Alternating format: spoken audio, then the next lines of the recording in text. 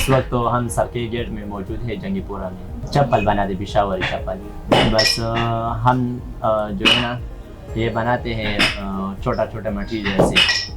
जो हम मटीरियल लाते हैं इसमें लबड़, शीट, वलमा, आईकोरम, मेख, बक्सेवा, ये सब हम एक इकट्ठा करते हैं और फिर ये बनाते हैं। हमारे जहन के मुताबिक 20 टिप से चप्पल बनाते हैं। पहला ये कि हम लबड़ लाते हैं, उसके बाद हम शीट लाते हैं, फिर वलमा लाते हैं, वो तिलिमिन बनाते हैं। फिर उसके बाद जो हमारे साथ मशीन है फिर उसको सिलाई करते हैं। इसके बाद हमारा जो स्पेयरमैन है उसे ब्रश करता है, फिर उसको छत्ती लगाते हैं।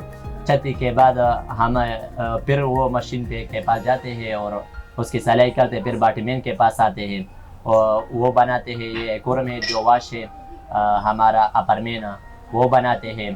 और फिर बस ये सब लोग एक चप्पल पे इकट्ठे हो जाते हैं और ये चप्पल बनाते हैं। रोज़ की बुनियाद 250 हम बनाते हैं।